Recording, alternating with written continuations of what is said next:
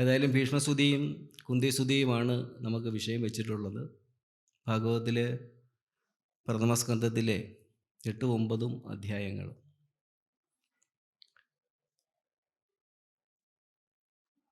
നമ്മുടെയൊക്കെ ജീവിതം വളരെ സങ്കീർണമാണെന്ന് നമുക്കൊക്കെ അറിയാം.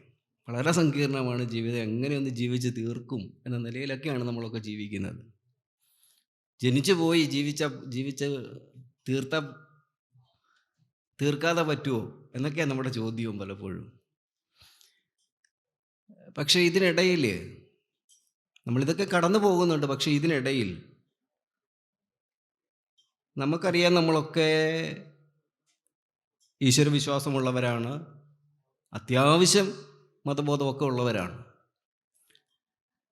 പക്ഷെ നമ്മുടെ ഭാരതത്തെ സംബന്ധിച്ചിടത്തോളം ഭാരതത്തിൻ്റെ ഒരു മതബോധം എന്ന് പറയുന്നത്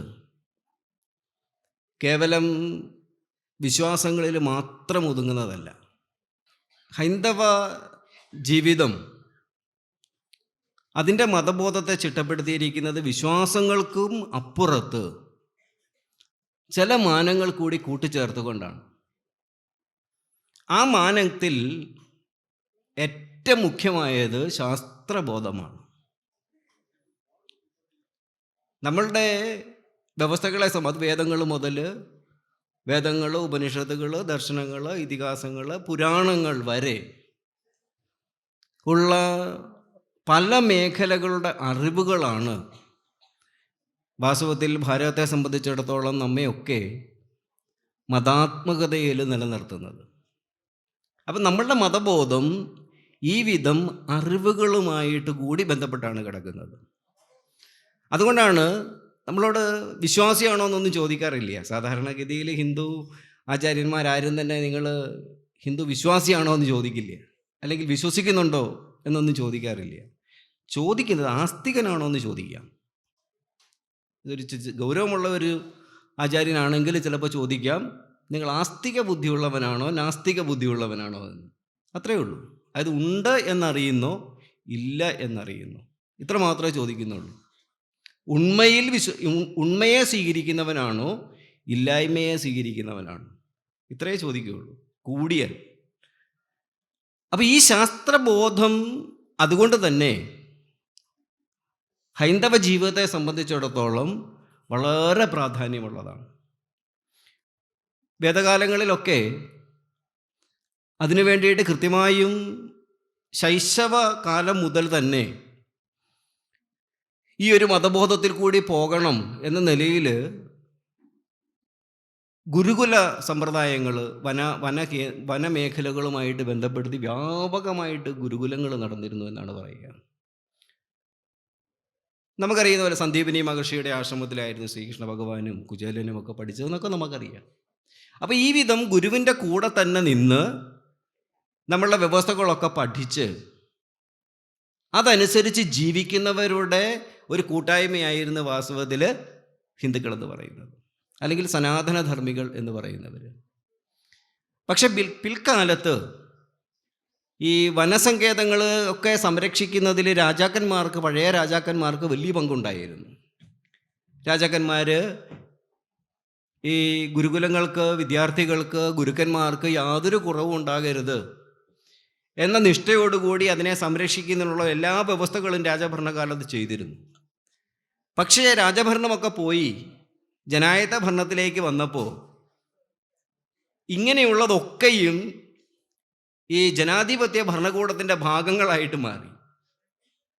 ഇങ്ങനെയുള്ള ഗുരുകുലങ്ങളാവട്ടെ, അവിടെ ഏതെങ്കിലും ആരാധനാമൂർത്തി ഉണ്ടായിരുന്നെങ്കിൽ ആ സങ്കേതങ്ങളാകട്ടെ, ഒക്കെ അതെല്ലാം ഭരണകൂടത്തിൻ്റെ ഭാഗമായിട്ട് മാറുകയും തത്ഫലമായിട്ട് ഇതിനെയൊന്ന് സംരക്ഷിക്കുന്ന ഒരു വ്യവസ്ഥ ഭരണകൂടത്തിൻ്റെ ഉത്തരവാദിത്വം അല്ലാതെയായി മാറുകയും ചെയ്യുന്ന ഒരു സാഹചര്യം രൂപം കൊണ്ടു.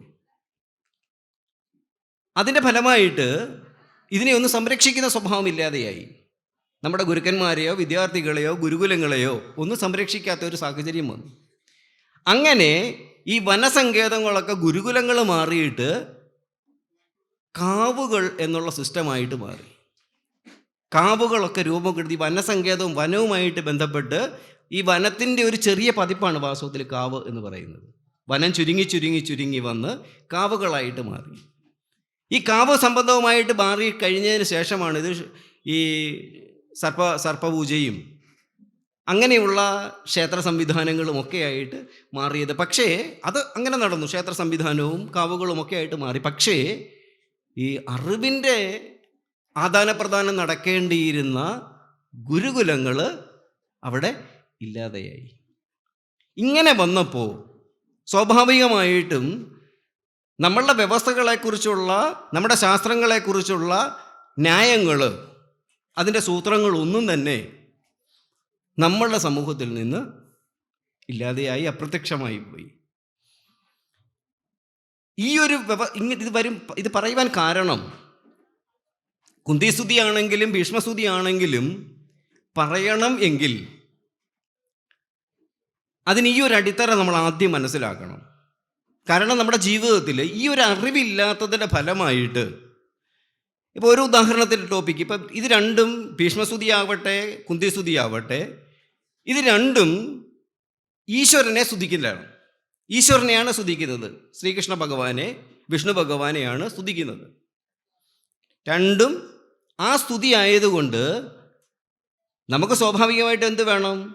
എന്താണ് ഈശ്വരൻ എന്നുള്ള അറിവ്, ശാസ്ത്രത്തിൽ എന്താണ് പറയുന്നത് എന്നുള്ള അറിവ് നമുക്കുണ്ടാവണം. ഭക്തി എന്താണ്, ഈശ്വരനെ എങ്ങനെ സ്തുതിക്കണം, ഭക്തി എന്താണ്, അതിൻ്റെ ഈ സ്തുതിക്ക് കാരണമായിരിക്കുന്ന ഭക്തി എന്ന് പറയുന്ന വ്യവസ്ഥ എന്താണ്, അത് നമുക്ക് ഉണ്ടാവണം. അത് ഈ അറിവ്, ഈശ്വരൻ എന്ന് പറയുന്ന വ്യവസ്ഥയെക്കുറിച്ചുള്ള അറിവുണ്ടെങ്കിലേ നമുക്കുണ്ടാവുകയുള്ളൂ. ഇതില്ലാത്തതിൻ്റെ ഫലമായിട്ട് പലപ്പോഴും നമ്മൾ നമ്മുടെ ജീവിതത്തിൽ നല്ലതും സംഭവിക്കും, ചീത്തയും ബുദ്ധിമുട്ടുള്ളതും സംഭവിക്കും. സ്വാഭാവികമായിട്ട് സംഭവിക്കുന്ന നമ്മൾ നല്ലത് സംഭവിക്കുമ്പോൾ എന്ത് പറയും? നമ്മൾ ഈശ്വരനെ കൊള്ളാം, ഈശ്വരനെ അഭിനന്ദിക്കും, ഈശ്വരനോട് നന്ദി പറയും. അതേസമയം തന്നെ നമുക്ക് ദോഷം സംഭവിക്കുമ്പോൾ നമ്മൾ എന്ത് പറയും? ഈശ്വരൻ അത്ര പോരാ, എന്നാലും ഞാൻ ഇത്രയൊക്കെ ജീവിച്ചിട്ടും എന്നോട് ഇങ്ങനെയാണല്ലോ കാട്ടിക്കൂട്ടിയത്, ഞാൻ ആർക്കും ഒരു ദോഷവും ചെയ്യാറില്ല, എല്ലാം നല്ലതല്ലേ, ധർമ്മകാര്യങ്ങളൊക്കെ തന്നെ ചെയ്യുന്നത്, എന്നിട്ടും ഇങ്ങനെ ചെയ്തല്ലോ. ഭാഗവതത്തിനെ വായിച്ചിട്ടില്ലേ? നമ്മുടെ ഈ കാലത്തിൻ്റെ മാത്രം സ്വഭാവമല്ലത്. ഭാഗവതത്തിലും ഇതേ സന്ദർഭം നമ്മുടെ ചിത്രകേതുപാഖ്യാനത്തിൽ കാണും. ചിത്രകേതുപാഖ്യാനത്തിൽ ചിത്രകേതു എന്ന് പറയുന്ന രാജാവിൻ്റെ കഥയൊക്കെ അറിയാമല്ലോ. ഭാഗവതം ശ്രദ്ധിക്കുന്നത് സത്രമായതുകൊണ്ട് അതൊന്നും വിശദമാക്കേണ്ട കാര്യമില്ല. കാരണം ചിത്രകേതു രാജാവിന് ദീർഘകാലമായിട്ട് 1 കോടി ഭാര്യമാരുണ്ടായിരുന്നിട്ടും മക്കളില്ലാതിരുന്ന ചിത്രകേതു രാജാവിന് ഈ നാരദ മഹർഷിയോട് പ്രാർത്ഥിച്ചതിൻ്റെ ഫലമായിട്ട് ഒരു മരുന്ന് കൊടുത്തു. അത് ആ പ്രസാദം, യജ്ഞത്തിൻ്റെ പ്രസാദം കൊടുത്തു. ആ പ്രസാദത്തിൻ്റെ അത് അദ്ദേഹം ഒരു ഭാര്യയ്ക്ക് മാത്രം കൊടുത്തു. അതിൽ കുട്ടി ഉണ്ടായി കഴിഞ്ഞപ്പോൾ ബാക്കിയുള്ള അമ്മമാർക്ക്, ഭാര്യമാർക്കൊക്കെ അസൂയ തുടങ്ങി, പേടി തുടങ്ങി, സംശയത്തിൻ്റെയാണ്. കാരണം എന്താണ്? ഇനി ആ അമ്മയോട് മാത്രം സ്നേഹം കൂടും രാജാവിന്, അപ്പം നമ്മളൊക്കെ വെറും ദാസിമാരായി പോകും. അതുകൊണ്ട് അവർ കണ്ടെത്തി കുട്ടിയെ കൊന്നുകളഞ്ഞേക്കാം. എല്ലാവരുടെ കൂട്ടം കൂടി ആ കുട്ടിയെ കൊന്നുകളഞ്ഞപ്പോൾ വലിയ വിലാപമായി. ഈ വിലാപത്തിനിടയ്ക്കാണ് നമ്മുടെയൊക്കെ ബുദ്ധി അവിടെ കണ്ടത്.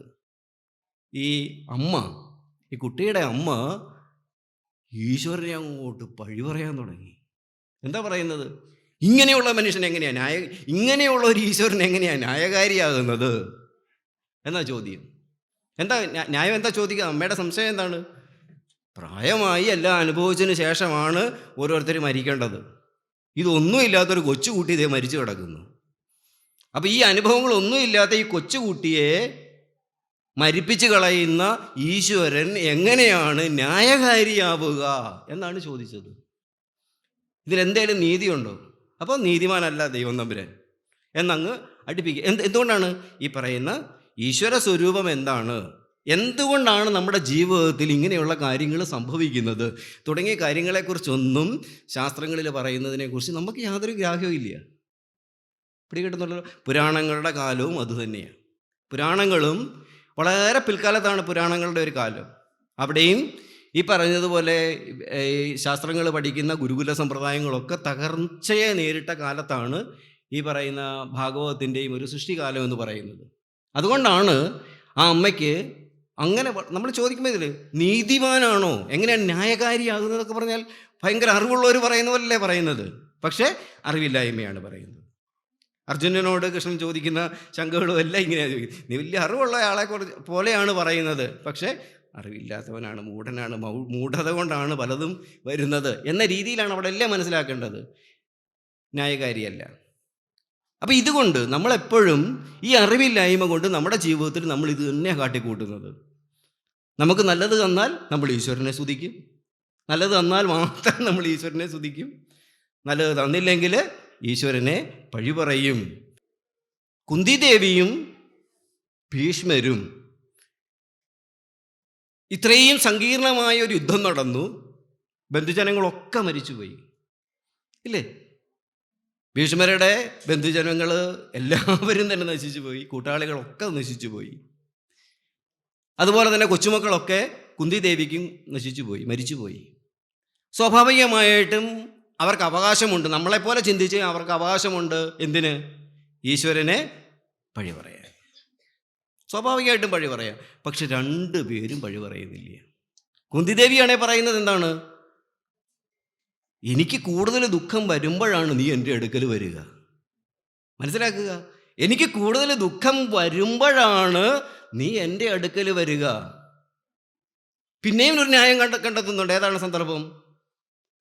ശ്രീകൃഷ്ണന്റെ ദേവകി മാതാവിനെ കുറിച്ച് പറയുന്നു. ദേവകി മാതാവിന് കൊടുത്തതിലും പരിഗണനയാണ് ഭഗവാൻ എനിക്ക് നൽകിയത്. മക്കളൊക്കെ കൊച്ചുമക്കളൊക്കെ പോയിട്ടുണ്ട്. അവിടെയും പറയുകയാണ് ദേവകി മാതാവിന്, അതായത് ശ്രീകൃഷ്ണ ഭഗവാന്റെ അമ്മയായ ദേവകി മാതാവിനോട് കൃഷ്ണ ഭഗവാൻ ചെയ്തതിനേക്കാളും വലിയ സ്നേഹവും ഔദാര്യവുമാണ് എനിക്ക് നൽകിയിട്ടുള്ളത്. കാരണം എന്താണ്? ദേവകി മാതാവിൻ്റെ മക്കളെ രക്ഷിക്കാൻ ഭഗവാൻ ശ്രദ്ധിച്ചില്ല. പക്ഷെ എന്നെ എങ്ങനെയാണ്? ദേവകി മാതാവിനെ രക്ഷിച്ചു, മക്കളെ രക്ഷിച്ചില്ല, കുട്ടികളൊക്കെ മരിച്ചു പോയില്ലേ? പക്ഷെ എൻ്റെ കാര്യം എങ്ങനെയാണ്? എന്നെ മാത്രമല്ല രക്ഷിച്ചത്, എൻ്റെ കുട്ടികളെയും രക്ഷിച്ചു. മനസ്സിലാക്കുക. അപ്പം ഇങ്ങനെ കുറേ സമാധാനങ്ങളിൽ കൂടിയാണ് കുന്തിദേവി ഇത്രയും നഷ്ടങ്ങൾക്കിടയിലും ഈശ്വരനെ തള്ളിപ്പറയാതെ ഈശ്വരനെ സ്വീകരിക്കുന്നത്. ഭീഷ്മരുടെ കാര്യം അതിലും അപ്പുറമാണ്. ഭീഷ്മര് ഒരു കാര്യത്തിൽ ഒരു ദോഷവും കാണുന്നില്ല. എല്ലാം അവരവരുടെ കർമ്മഫലം എന്ന് തന്നെ പറയുന്നുകൊണ്ട് കർമ്മഫലത്തിനെ തന്നെയാണ് ആശ്രയിച്ച് പറയുന്നത്. അപ്പം ഈ ഒരു ശാസ്ത്രബോധം, ഈ കർമ്മഫലത്തിൻ്റെയും ഈശ്വര വ്യവസ്ഥയുടെയുമായിട്ടുള്ള ഒരു ശാസ്ത്രബോധം നമ്മളിൽ ഇല്ലാതെ വരുമ്പോഴാണ് നമ്മൾ ഈശ്വരനെ തള്ളിപ്പറയുന്നത്, മതത്തെ തള്ളിപ്പറയുന്നത്, ധർമ്മത്തെ തള്ളിപ്പറയുന്നത്. അപ്പോൾ ആ ഒരു ടോപ്പിക്ക് നമ്മൾ കൃത്യമായിട്ട് മനസ്സിലാക്കണം. പക്ഷേ ഈ മേഖല പറയുന്ന ശാസ്ത്രം ദൗർഭാഗ്യവശാൽ നമുക്ക് പൂർണ്ണമായിട്ട് അപ്രാപ്യമായിട്ടാണ് ഇരിക്കുക. കർമ്മത്തെക്കുറിച്ചൊക്കെ പറയുന്ന ശാസ്ത്രം ഏതാണ്? കർമ്മത്തെക്കുറിച്ച് പറയുന്ന ശാസ്ത്രം ഏതാ? അല്ല, അതതിനെ അധികരിച്ച് വന്നിട്ടുള്ളൊരു ഇതാണ്. കർമ്മത്തെക്കുറിച്ച് കർമ്മത്തെക്കുറിച്ച് മാത്രം പറയുന്ന അടിസ്ഥാന ശാസ്ത്രമുണ്ട് നമുക്ക്. എങ്ങനെ കർമ്മം ചെയ്യണം, എന്താണ് കർമ്മം, എങ്ങനെ കർമ്മം ചെയ്താൽ അതിന് കൃത്യമായ ഫലം ഉണ്ടാവും, എങ്ങനെ കർമ്മം ചെയ്താൽ അതിന് ഫലം ലഭിക്കാതെ പോകും, തുടങ്ങിയ കാര്യങ്ങളൊക്കെ പറയുന്ന ശാസ്ത്രമുണ്ട്. അത് ജൈമിനി മഹർഷിയുടെ പൂർവമീമാംസ എന്ന് പറയുന്ന ശാസ്ത്രമാണ്. പൂർവമീമാംസ ശാസ്ത്രം ജൈമിനി മഹർഷിയുടേത്. അതിലാണ് കർമ്മത്തിൻ്റെ സിദ്ധാന്തങ്ങൾ മുഴുവൻ ഈ പൂർവമീമാംസയിലാണ് പറയുന്നത്. പക്ഷേ നമ്മുടെ ഇവിടെ എങ്ങും പൂർവമീമാംസ ആഘോഷിക്കുന്നില്ല, എങ്ങും പഠിപ്പിക്കപ്പെടുന്നില്ല. പിന്നെ നമ്മൾ എങ്ങനെ കർമ്മത്തെക്കുറിച്ച് അറിയുക? പിന്നെ ഈശ്വര സ്വരൂപത്തെക്കുറിച്ച് പറയുന്നത് ഏതാണ്? ഈശ്വര സ്വരൂപത്തെക്കുറിച്ച് പറയുന്ന ഗ്രന്ഥങ്ങൾ അത് വേദങ്ങളാണ്. വേദങ്ങളിലാണ് ഈശ്വരൻ്റെ സ്വരൂപം എന്താണ്, ഈശ്വരൻ എന്താണ് തുടങ്ങിയ കാര്യങ്ങളൊക്കെ പറയുന്നത്. എന്നിട്ടല്ലേ നമ്മൾ ഈശ്വരനാണോ ഇതിന് കാരണക്കാരൻ നമ്മൾ വിലയിരുത്തുന്നുണ്ട്. ഈശ്വരനെ തള്ളി പറയുന്നതിന് മുമ്പ് ഈശ്വരനാണോ ഇതിന് കാരണക്കാരൻ അറിയണ്ടേ? അതിനാദ്യം നമ്മൾ ഈശ്വരൻ്റെ സ്വരൂപത്തെ അറിയണം. ഈശ്വരൻ എന്തൊക്കെയാണ് ചെയ്യുന്നത്? ഈശ്വരനെ ഏതായാലും ന്യായകാരി എന്ന് പറയുന്നുണ്ട്. ഈശ്വരനെ ന്യായകാരി എന്ന് പറയുന്നതിൻ്റെ കാരണം പറയുന്നത് നമ്മൾ കർമ്മം ചെയ്യുന്നുണ്ട്. ഇപ്പം കർമ്മസിദ്ധാന്തവുമായിട്ട് ബന്ധപ്പെട്ടാണ് നിൽക്കുന്നത്. നമ്മൾ കർമ്മം ചെയ്യുന്നു. കർമ്മത്തിലെ നമുക്ക് അധികാരമുള്ളൂ എന്ന് എപ്പോഴും പറയുന്നുണ്ട്, നിരന്തരം ഗീത അടക്കം പറയുന്നുണ്ട്.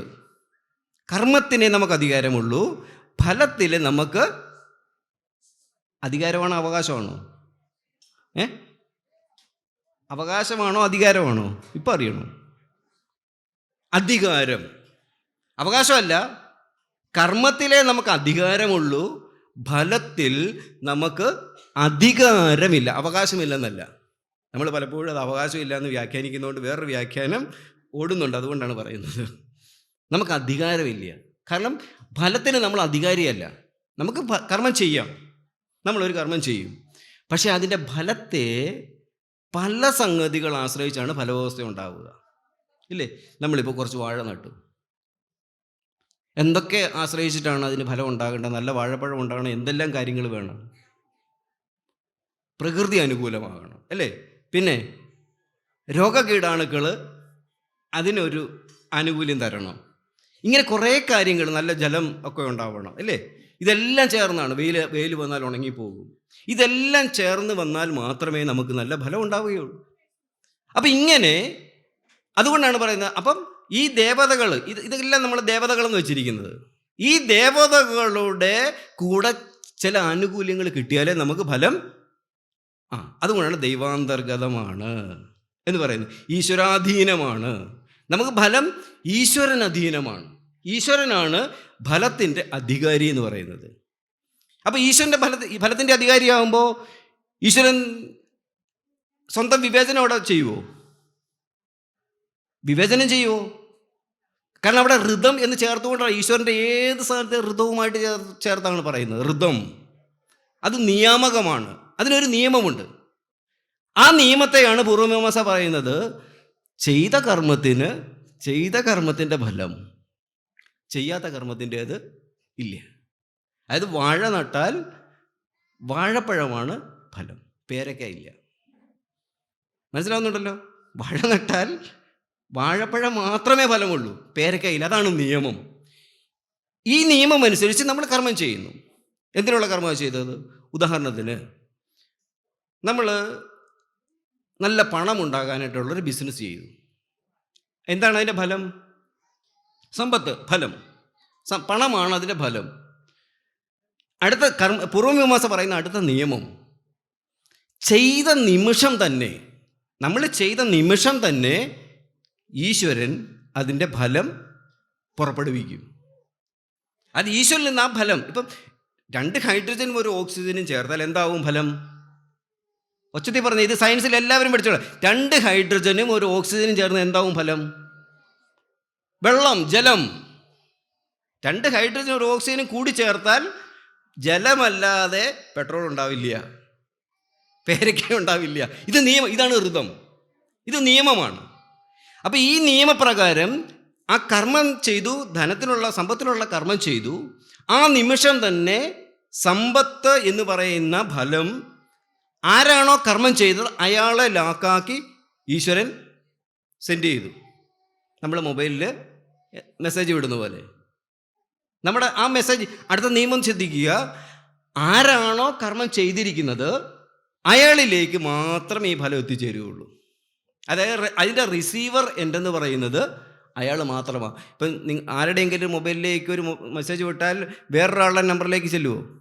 ഇതുപോലെ ആരാണോ ആ കർമ്മം ചെയ്തിരിക്കുന്നത് അയാളിലേക്ക് മാത്രമേ ഈ ഫലം എത്തിച്ചേരുകയുള്ളൂ. കർമ്മത്തിൻ്റെ നിയമമാണത്.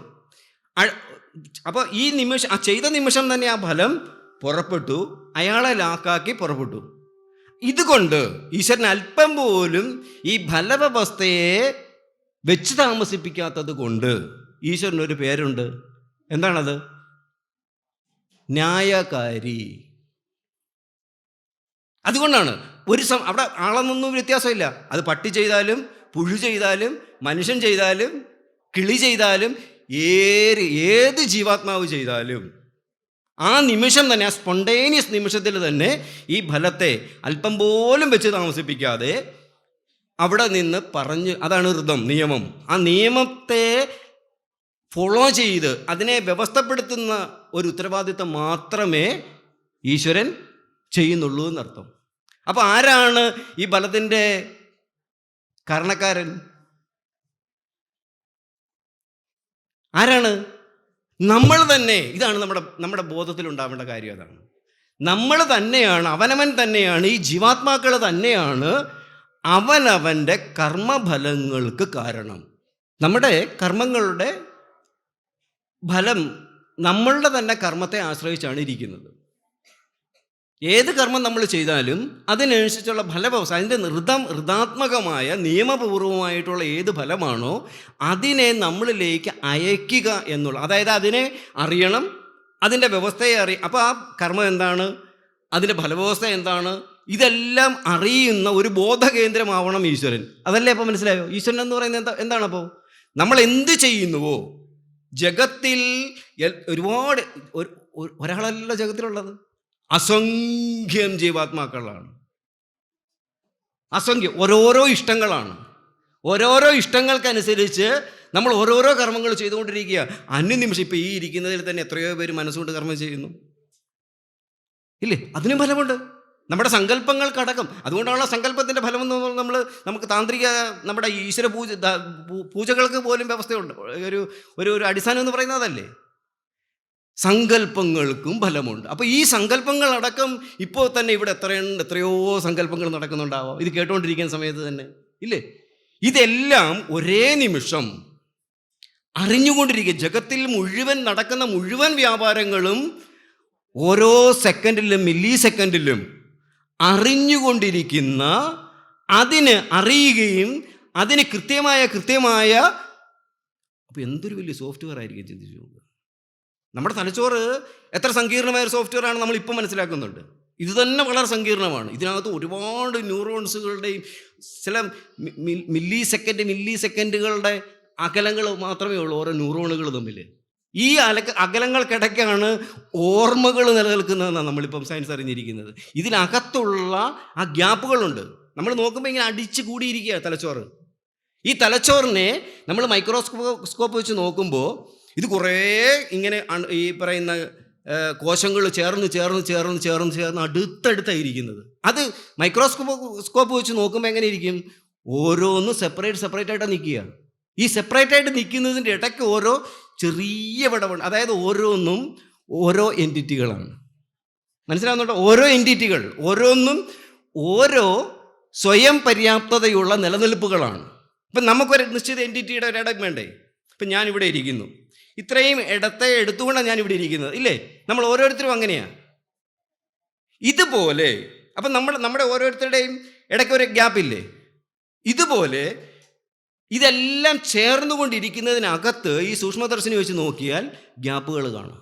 ഈ ഗ്യാപ്പുകൾക്കിടയിലാണ് നമ്മുടെ ഓർമ്മ എന്ന് പറയുന്നത് നിലനിൽക്കുന്നത്. ഞാൻ ഇന്നയാളാണ്, ഞാൻ ഇന്നതൊക്കെ ചെയ്തിട്ടുണ്ട്, ഇന്നതൊക്കെ എനിക്ക് കിട്ടിയിട്ടുണ്ട്, ഇന്നതൊക്കെ എനിക്ക് കിട്ടാനുണ്ട് തുടങ്ങിയ ആ സ്മൃതികൾ മുഴുവൻ ഈ ന്യൂറോണുകൾക്കിടയ്ക്കുള്ള ആ ഗ്യാപ്പുകളിലാണ് നിലനിൽക്കുന്നത്. നോക്കുക.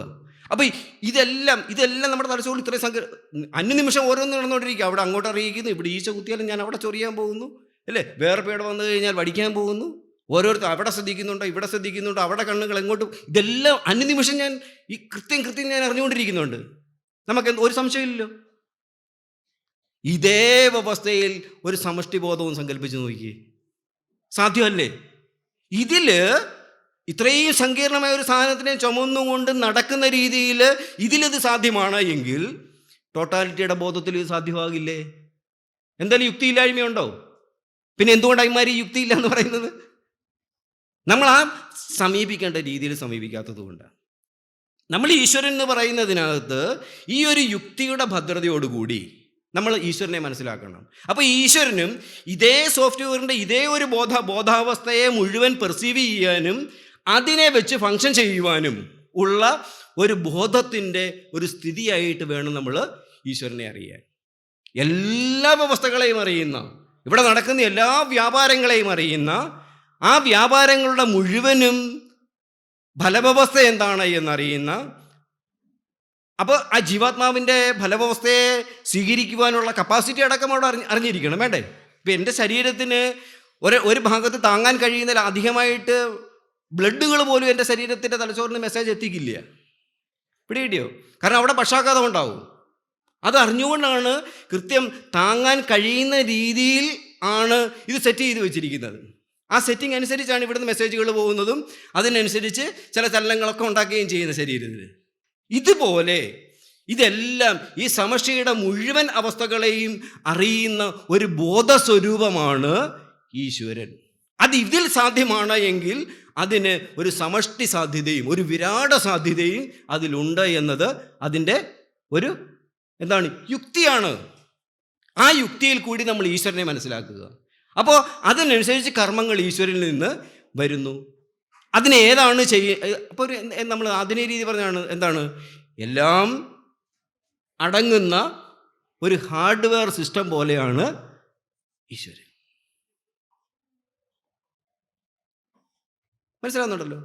അപ്പം അപ്പം ആരാണ് ഇതിന് എനിക്കൊരു ജീവിതത്തിൽ ഞാനൊരു കർമ്മം ചെയ്തു, അതിന് ദോഷം സംഭവിച്ചതിന് ആരാണ് അതിൻ്റെ കാരണക്കാരൻ? നമ്മൾ തന്നെയാണ്. ഈശ്വരൻ അതിൻ്റെ നിയമപരമായിട്ടുള്ള നിയമത്തെ പാലിച്ച് ഋതത്തെ പാലിച്ചുള്ള ഒരു കൈമാറ്റം ചെയ്യൽ, നമ്മളിലേക്ക് പകരപ്പെടൽ, അപ്പം എല്ലാം അറിയുന്ന ബോധസ്വരൂപനാകണം അപ്പോൾ ഈശ്വരൻ. അതുകൊണ്ടാണ് ബോധസ്വരൂപൻ എന്നുള്ള നാമം തന്നെ ഈശ്വരന് വെച്ചിരിക്കുന്നത്. എല്ലാം അറിയുന്ന ബോധത്തിൻ്റെ സ്വരൂപമായിരിക്കുന്നവൻ, അവനാണ് ഈശ്വരൻ എന്ന് പറയുക. അപ്പോൾ ഈ ഈശ്വരനിൽ നിന്ന് ആ നിയമേനയുള്ള ഫലത്തെ നമ്മളിലേക്ക് എത്തിക്കുകയും ഒക്കെ ചെയ്യുന്നു. ഒരിക്കലും ഇത് കൃത്യമായിട്ട് ഈ ശാസ്ത്രവ്യവസ്ഥ അറിഞ്ഞാൽ നമ്മൾ ഈശ്വരനെ പറയില്ല. ഇനി രണ്ടാമത്തെ മറ്റൊരു സംഗതി കൊണ്ട് ഇങ്ങനെ പുറപ്പെട്ടു വരുന്ന ഫലം എന്നുള്ള വ്യവസ്ഥയ്ക്ക് ഒരു പേര് പറയുന്നുണ്ട്. എന്താ അത്? ഈശ്വരൻ നിന്ന് ഫലം പുറപ്പെട്ടു വരുന്നു എന്ന് പറയും. അതിൻ്റെ പേരെന്താ പറയുക? നമ്മൾ വളരെ തെറ്റിദ്ധരിച്ച് വേറൊരു പേരിനെ തെറ്റിദ്ധരിച്ച് പറയുന്ന ഒരു നാമമാണ്. എന്താണ്? പ്രാരബ്ധം. ഇതാണ് പ്രാരബ്ധം എന്ന് പറയുന്നത്. അതായത് പ്രകർഷേണ അബ്ദമാകുന്നത്, ലഭിക്കുന്നത്, ക്രമികമായി ഉത്തരോത്തരം ശ്രേഷ്ഠതരമായിട്ട് നമ്മളിലേക്ക് വന്നു ചേരുന്നത്. ഇതാണ് പ്രാരബ്ധം എന്ന് പറയുന്നത്. അപ്പം ഈശ്വരനിൽ നിന്ന് പുറപ്പെട്ട് വരുന്ന ഫലത്തിനെയാണ് പ്രാരബ്ധം എന്ന് പറയുന്നത്. അത് സ്വാഭാവികമായിട്ടും അതിനൊരു നിയമമുണ്ട്. ആ വ്യവസ്ഥയ്ക്കനുസരിച്ച് അത് നമ്മളിലേക്ക് എത്തിച്ചേരും.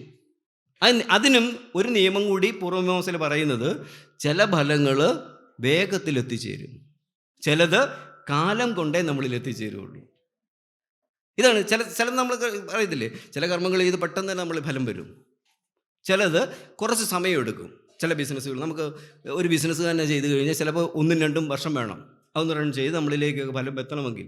ചിലതുണ്ട്, ഇന്ന് ഞാൻ ചെയ്തു, ഇന്ന് തന്നെ എനിക്ക് അതിൻ്റെ റിസൾട്ടും കിട്ടും. ഇങ്ങനെയാണ്. അപ്പോൾ ആ പുറപ്പെട്ട് വന്ന ഫലം നമ്മളിലേക്ക് എത്തിച്ചേരുന്നു. അത് അനുഭവിച്ച് തീർക്കാൻ വേണ്ടിയിട്ട് മാത്രമാണ് വാസ്തവത്തിൽ നമ്മൾ ഒരു ശരീരത്തെ സ്വീകരിച്ചിട്ടുള്ളത്. മനസ്സിലായോ? ആ പുറപ്പെട്ട് അപ്പം ഏത് ജന്മത്തിൽ ഞാൻ ചെയ്ത കർമ്മമോ കഴിഞ്ഞ ജന്മത്തിലേതാവാം, ഈ ജന്മത്തിലെ തന്നെ ആവാം. എന്താണ്? പെട്ടെന്ന് വരുന്ന ഫലമുണ്ട്, കുറച്ച് കഴിഞ്ഞ ജന്മത്തിൻ്റെതാവാം. കഴിഞ്ഞ ജന്മത്തിൻ്റെ പുറപ്പെട്ട് നിൽക്കുന്നത്, എന്നിൽ പെൻഡിങ് നിൽക്കുന്നത്, അതെങ്ങനെയാണ് നമ്മളിലേക്ക് വരുന്നത്? അതുകൂടെ അറിയണ്ടേ? അതെങ്ങനെ നമ്മളിലേക്ക് എത്തിച്ചേരും? അതായത് നമ്മൾ മുമ്പേ പറഞ്ഞ പോലെ ധനത്തിന് വേണ്ടിയിട്ട് കർമ്മം ചെയ്തു. അപ്പോൾ ആ നിമിഷത്തിൽ ന്യായകാരിയായ ഈശ്വരൻ ആ നിമിഷത്തിൽ തന്നെ ധനം എന്ന് പറയുന്ന പാക്കേജ്, പ്രാരബ്ധം അയച്ചു, എന്നിലേക്ക് അയച്ചു. ഇത് വരുന്നതിന് തൊട്ട് മുമ്പ് ശരീരത്തിൻ്റെ പ്രാരബ്ധം തീർന്നു. ഇതെങ്ങോട്ട് പോകും? നമ്മൾ അതിന് മുമ്പേ വേറൊരു നിയമം പറഞ്ഞു. ഈ നിയമങ്ങൾ മുഴുവൻ ശ്രദ്ധിച്ചാലേ നമുക്കത് മനസ്സിലാവുള്ളൂ. ആരാണോ കർമ്മം ചെയ്തത് അയാളിലേക്കല്ലാതെ മറ്റൊരാളിലേക്കും ചെല്ലില്ല. ആ മൊബൈൽ നമ്പറിലേക്ക് മാത്രം പിടികിട്ടിയ. അപ്പം അതെങ്ങോട്ട് പോകും? ഇവിടെയാണ് ഭാരതത്തിൻ്റെ മനീഷികൾ വിശേഷ രൂപത്തിൽ, മറ്റ് രാജ്യങ്ങളിലൊക്കെ ഇല്ലെന്നില്ല, 12-ാം നൂറ്റാണ്ട് മുമ്പ് വരെ ജൂതന്മാർക്കിടയ്ക്കും പുനർജന്മം ഉണ്ടായിരുന്നു എന്നാണ് ഈ പുതിയ പഠനങ്ങൾ കാണുന്നത്. നമ്മൾ പുനർജന്മത്തിനെ അടിസ്ഥാനപരമായിട്ട് വിശ്വസിക്കുന്നവരാണ്. അതിനെ സ്വീകരിച്ചിട്ടുള്ള നമ്മുടെ ആദർശമായിട്ട്, നമ്മുടെ ജീവിതത്തിൻ്റെ ഒരു വ്യവസ്ഥ, മൂല്യമായിട്ട് തന്നെ നമ്മളതിനെ എടുത്തിട്ടുണ്ട് പുനർജന്മം. കാരണം ഒരു ജന്മത്തിൽ അവസാനിക്കുന്നതല്ല, അസംഖ്യം ജന്മങ്ങളെടുത്ത് ജന്മത്തിൻ്റെ പൂർത്തീകരണം നടക്കണം. ഈ രീതിയിലാണ് നമ്മുടെ വ്യവസ്ഥ വെച്ചിരിക്കുന്നത്. അപ്പോൾ അത് പുറപ്പെട്ട് വരുന്നു. അതിനു മുമ്പ് ശരീരം പോയി. ഇതെവിടേക്ക് പോകും? ചോദ്യമായി. ഏത് തരത്തിലുള്ള വ്യവസ്ഥയാണോ വന്നിട്ടുള്ളത്, പ്രാരബ്ധമാണോ വന്നിട്ടുള്ളത്, ഏത് പാക്കേജാണോ പ്രാരബ്ധമായിട്ട് വന്നിട്ടുള്ളത്, ആ പ്രാരബ്ധത്തെ അനുഭവിച്ച് തീർക്കുന്നതിനാവശ്യമായ ഒരു ശരീരഘടനയിലേക്ക് ഞാൻ മാറും. അതുകൊണ്ട് ഉപനിഷത്തുകൾ എന്നെ പറയുന്ന എന്താ പേര്? സ്വയം കൃതം സുഹൃതം. മനസ്സിലായി? ഉപനിഷത്ത്, ചാന്തോപനിഷത്ത് നമ്മളെ സുഹൃതം എന്നാണ് പറയുന്നത്. ഇത് സ്വയം കൃതമായതുകൊണ്ടാണ് ഇതിനെ സുഹൃതം എന്ന് പറയുന്നത്. നോക്കുക, ഈ ആത്മാവ് തന്നെയാണ് ഇതിനെ സൃഷ്ടിക്കുന്നത്. എന്തിനെ അനുസരിച്ചുകൊണ്ട്? ഈ താൻ മുന്നേ ചെയ്ത കർമ്മത്തിൻ്റെ ഫലത്തെ അനുസരിച്ചുകൊണ്ട്. അവിടെ ഈശ്വരനെ പഴി പറയാനുണ്ടോ? ഞാൻ രോഗിയായിട്ട് ജനിച്ചാൽ ഈശ്വരനെ പഴി പറയണോ? ഉണ്ടോ? കാരണം എന്താണ്? ഏത് തരത്തിലുള്ള കർമ്മമാണോ ഞാൻ ചെയ്തത്, അതിൻ്റെ ഫലം ആ മുജ്ജന്മത്തിൽ ശരീരം പോയതുകൊണ്ട്, അതിനനുഭവിക്കാൻ പറ്റാതെ പോയതുകൊണ്ട്, അതിനെ അനുഭവിക്കുവാൻ ആവശ്യമായ ഒരു ശരീരഘടനയിലേക്ക് ഞാൻ എന്നെ മാറ്റിയതാണ്. ഞാൻ സ്വയം എന്നെ സൃഷ്ടിച്ച സ്വയം കൃതം സുഹൃതം എന്നെ മാറ്റി. അപ്പോൾ ഒരു പുഴുവിൻ്റെ ശരീരത്തിൽ ഇരുന്ന് അനുഭവിക്കാനുള്ള ഒരു പ്രാരബ്ധമാണ് വന്നു ചേർന്നതെങ്കിൽ എനിക്ക് മനുഷ്യൻ്റെ ശരീരത്തിൻ്റെ ആവശ്യമുണ്ടോ? ഇല്ലേ, പുഴുവിൻ്റെ ശരീരം മതി എനിക്ക്. ഒരു നായയുടെ ശരീരത്തിൽ ഇരുന്ന് അനുഭവിക്കാനുള്ള പ്രാരബ്ധമാണ് എനിക്ക് വന്നു ചേർന്നിരിക്കുന്നത് എങ്കിൽ എനിക്കൊരു നായയുടെ ശരീരം മതി. എല്ലാം അറിയുന്ന ബോധം എങ്ങനെയാ? നായാണെങ്കിലും പുഴുവാണെങ്കിലും മനുഷ്യനാണെങ്കിലും ഞാൻ ജീവിച്ചിരിക്കുന്നു എന്ന ബോധാനുഭവം എല്ലാവർക്കും ഒന്ന് തന്നെയാണല്ലോ. ഞാൻ ഉണ്ട്, ഞാൻ ആകുന്നു എന്ന ബോധം ഇതിലെല്ലാറ്റിനും ഒരുപോലെ തന്നെയല്ലേ? വ്യത്യാസം വല്ലതും ഉണ്ടോ? പുഴു എന്നിൽ നിന്ന് വ്യത്യസ്തമായിട്ടാണോ ഞാൻ ഉണ്ടെന്ന് ചിന്തിക്കുന്നത്? ഒരു വ്യത്യാസമാണ്. അതുകൊണ്ടാണ് ഒരു ഉറുമ്പിനെ, നമ്മൾ ചെറിയൊരു ഉറുമ്പിനെ പിടിക്കാൻ നോക്കിയേ, എന്തൊരു വെപ്രാളപ്പെട്ട ഓടുന്നത്, എത്രമാത്രം ഞാൻ രക്ഷപ്പെടേണ്ടതാണ് എന്നുള്ള ആ വ്യഗ്രത അതിനകത്തുണ്ട്. ഇതുപോലെ എല്ലാ സാധനത്തിലും എല്ലാറ്റിലും ഞാൻ ഉള്ളതാണ് എന്ന ബോധം, അതായത് ഞാൻ ആത്മാവാണ്, അഹമിത്യാദി, ആ ബോധം എല്ലാറ്റിലും ഒരുപോലെയായിരിക്കുന്നത്. അപ്പോൾ അതുകൊണ്ട് ഏതെങ്കിലും ഒരു ശരീരഘടനയിലേക്ക് മാറിയേച്ചാൽ മതി എനിക്ക്. അതുകൊണ്ട് പല ജന്മങ്ങളിൽ ഞാൻ ചിലപ്പോൾ ഈ പ്രാരബ്ധത്തെ അനുഭവിക്കാൻ വേണ്ടിയിട്ട് ചിലപ്പോൾ പുഴുവായിട്ട് ജനിക്കും, ചിലപ്പോൾ കിളിയായിട്ട് ജനിക്കും, ചിലപ്പോൾ നായായിട്ട് ജനിക്കും, ചിലപ്പോൾ കടലിലെ ആമയായിട്ട് ജനിക്കും. ഏത് ഘടനയ്ക്ക് ആവശ്യമാണോ ഇതൊക്കെ അറിയുന്നത് ആരാണ്? ഈശ്വരൻ അറിയുന്നുണ്ട്. അത് ആ ഈശ്വരൻ എൻ്റെ ബുദ്ധി, ആത്മാവിൻ്റെ ബുദ്ധിയെ പ്രകാശിപ്പിച്ചിട്ട് ബോധത്തെ, അതുകൊണ്ടാണ് മരണത്തിലും ശാശ്വതമായി നിലനിൽക്കുന്നത് എന്ന് പറയുന്നത് ഏതിനെയാ? ആത്മാവിനെ. ശരീരം മാത്രമേ നശിക്കുന്നുള്ളൂ. ആ ബോധം എന്ന് പറയുന്നതിനെ പ്രകാശിപ്പിച്ച് അപ്പോൾ ആ ബോധത്തിൽ ഈശ്വരൻ നൽകുന്നതായിട്ടുള്ള പ്രകാശം ഉണ്ടായില്ല എങ്കിൽ ചേതന, അതാണ് ചിത്ത് എന്ന് പറയുന്നത്, ചേതനാസ്വരൂപം. ഈ ചേതനാസ്വരൂപം ചിത്ത്. അതുകൊണ്ടാണ് സത്ത് എന്ന് പറയുന്നതായിട്ട് മാത്രമല്ല മനുഷ്യനെ പറയുന്നത്, അല്ല ജീവാത്മാവിനെ പറയുന്നത്. ചിത്തും കൂടെ ചേരണം. സത്ത് മാത്രമായിട്ട് നിൽക്കുന്ന എന്താ? സത്ത് മാത്രമായിട്ട് നിൽക്കുന്ന ഏതാണ്? ഇത് വൈശേഷിക ദർശനത്തിൻ്റെ പോർഷനാണ്. വൈശേഷിക ദർശനത്തിൽ വളരെ കൃത്യതയോടുകൂടി ഈ മേഖലകൾ പറയുന്നുണ്ട്. സത്ത് നിൽക്കുന്നത് ജഡസ്വരൂപങ്ങളാണ്. ഇത് സത്താണ്, അത് ജഡസ്വരൂപമാണ്. ഇത് സത്താണ്, ജഡസ്വരൂപമാണ്. ഇതിൻ്റെ പ്രശ്നം എന്താണ്? എന്നിൽ നിന്ന് ഇതിനെ വേർതിരിക്കുന്ന ഘടകം എന്താ? ഞാൻ ഇതിനെ നല്ലവണ്ണം അടി കൊടുത്താൽ ഇത് ഇവിടുന്ന് അടി കൊള്ളുകയുള്ളൂ. എന്തേലും പ്രതികരിക്കുമോ എന്നോട്? എന്നെ 2 അടി അടിച്ചാലോ എങ്ങനെയിരിക്കും? അപ്പം കാണാം, ഇല്ലേ? എന്തുകൊണ്ടാണ് ഇതിനെ? അപ്പോൾ എന്നെ ഇതിൽ നിന്ന് വേർതിരിക്കുന്ന ഒരു ഘടകമുണ്ട്. ഏതാണത്? ചിത്ത്, ചേതന എന്ന് പറയുന്ന ബോധഗുണം. ഇതിന് എന്നാൽ സത്തെന്ന് പറയുന്ന ഇതിനുണ്ട്. എന്നിലെ സത്ത് എന്താണ്? ശരീരം ജഡവസ്തുവാ. പിടിയിടി. ഇതുപോലെ തന്നെ ജഡസ്വരൂപമാണ് ശരീരവും. എന്നിലെ ഇതുപോലെയുള്ള ജഡസ്വരൂപമായിരിക്കുന്ന സത്ത് എന്ന് പറയുന്ന വിശേഷമായിരിക്കുന്ന ശരീരവും അതിൻ്റെ കൂടെ ചേതനയും കൂടെ ചേരുമ്പോൾ ഞാൻ ഇത്യാദിയാവും, ഞാനാവും. അവിടെ പിന്നെ എന്നെ പിടിച്ചാൽ കിട്ടില്ല. എനിക്ക് കുറച്ച് അഹങ്കാരമൊക്കെ വരും, ഞാൻ കർമ്മം ചെയ്യും. കിട്ടിയില്ല ചിലപ്പോൾ ഞാൻ ഈശ്വരനെ വേണേലും പഴി പറയാനല്ല, ഒക്കെ ഞാൻ കാണിക്കും. എന്താണ്? ചേതനയും കൂടെ ചേർന്നവനാണ് ഞാൻ. അപ്പം ഇത് രണ്ടും കൂടി ചേർന്നിരിക്കുന്ന ജീവാത്മാക്കൾക്ക്, അതുകൊണ്ട് തന്നെ അതിൻ്റെ പ്രകാശം, ഈ ചേതനയെ പ്രകാശിപ്പിക്കണമെങ്കിൽ, ചേതനയെ നമുക്കൊന്നും ചെയ്യാൻ പറ്റില്ല. നമുക്ക് ശരീരത്തിനെ പ്രകാശിപ്പിക്കാം. ചേതനയെ പ്രകാശിപ്പിക്കണമെങ്കിൽ എന്ത് വേണം? ഈശ്വരൻ്റെ ചേതന വേണം. അതുകൊണ്ട് എന്തുകൊണ്ടാണ്? അതാണ് ഗായത്രി മന്ത്രത്തിൻ്റെ പ്രസക്തി. ഗായത്രിയിൽ പ്രാർത്ഥന തന്നെ അതാണ്. ഗായത്രിയിൽ അല്ലയോ ഈശ്വര, ഈ പറയുന്ന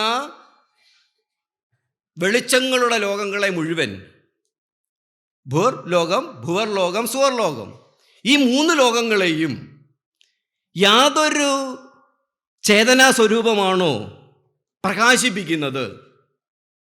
അതായത് അതെല്ലാം നിരന്തരം എല്ലാ പ്രകാശമായിട്ടല്ല നിൽക്കുന്നത്.